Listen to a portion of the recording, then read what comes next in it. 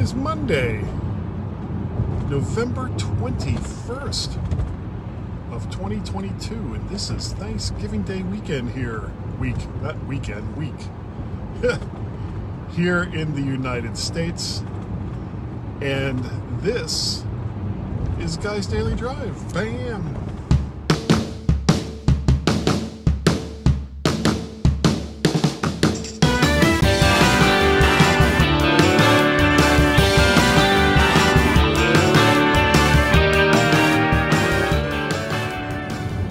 And hello everyone, welcome to Guy's Daily Drive.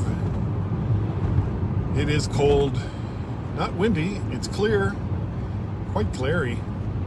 And this is going to be a busy week, as will next week.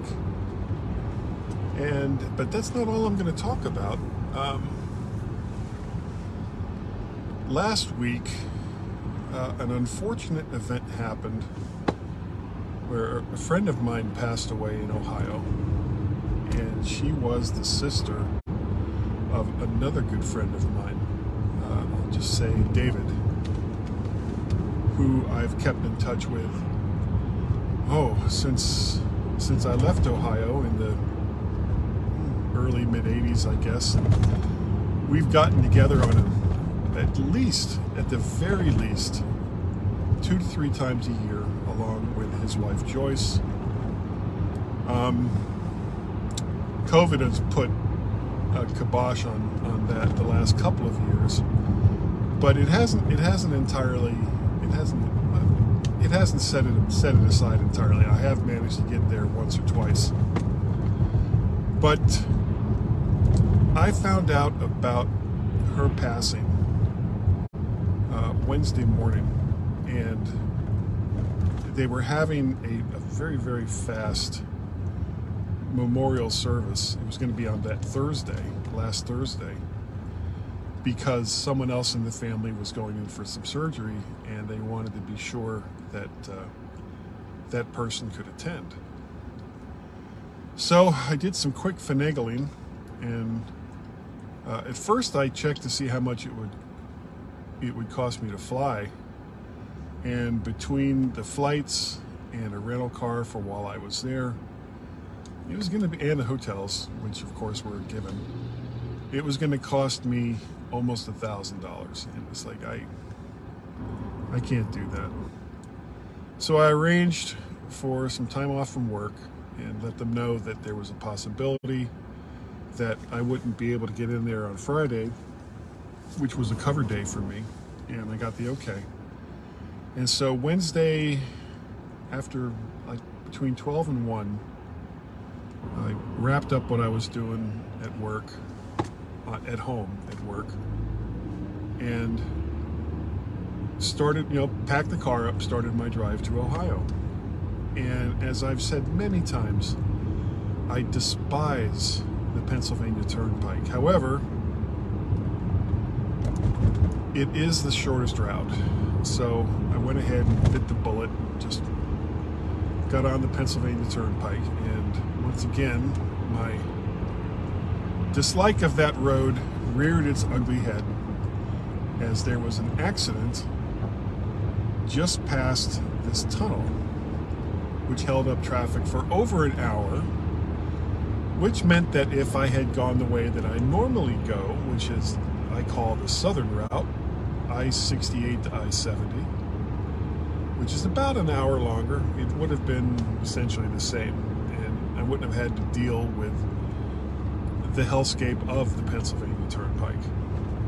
Plus, of course, however much it costs these days, I don't even know. So I got there Wednesday night. I hadn't told Dave that I was coming, because I figured, and normally I would stay with him, he and his wife, but with everything that was going on with his family, I figured the last thing he needed was a house guest. So I wasn't sure where everything was. I mean, I had the address for where the memorial service was going to be and where the church service was going to be.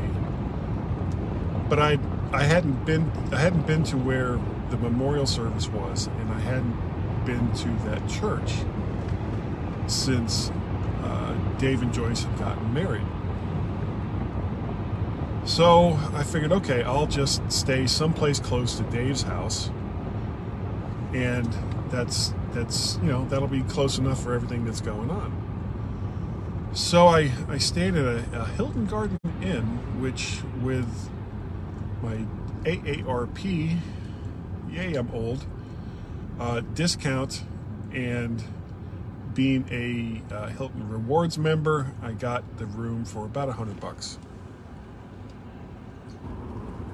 And it wasn't supposed to snow, but it was snowing. Got up the next day, made it to the memorial service, which ended up being up in Akron, which is 20-30 minutes away, depending on traffic. And found Dave and Joyce, and they were surprised, and they were pleased, though Dave had a feeling that I was going to be there. He admonished me because I didn't stay with him, and I explained to him that this was a very quick trip, that I was leaving back to Virginia that afternoon, Thursday afternoon, because I was hoping to be back to work on Friday. So the memorial service was fine. These things are always sad. And then we drove in a procession up to down to the Catholic Church in Canal Fulton, where they had the service for Bernadette. And I'm not a particularly religious person. If you find solace in your beliefs, then I won't say a word. That is between you and God. However, Catholic services always kind of make me laugh.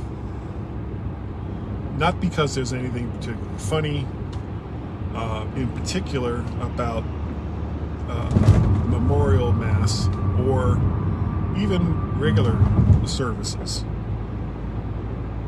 But Catholic churches in particular always find a way, especially if it's a service that's not strictly just for Catholics. It's not just a regular church service. If it's something like a wedding or, unfortunately, a funeral mass or anything like that, they always manage to find a way to put a little dig in to the people there that aren't Catholic. and I was waiting for it. I really was. And it happened as they were setting up for,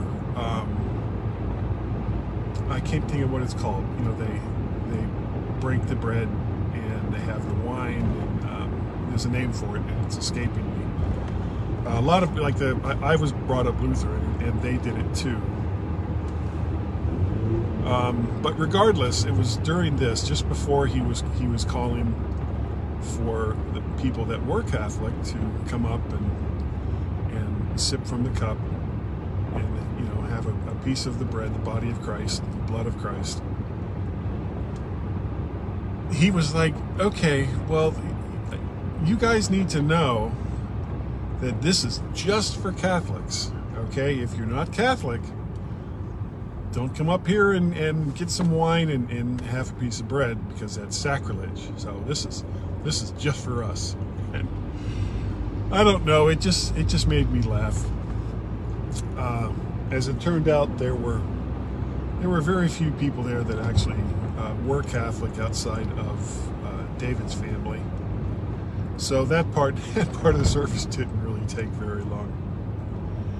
Okay, but that, and then I did my after the service, I went back to Dave's house, changed into some regular driving clothes, jeans and such, and started my drive back, and sure enough, wasn't able to finish it.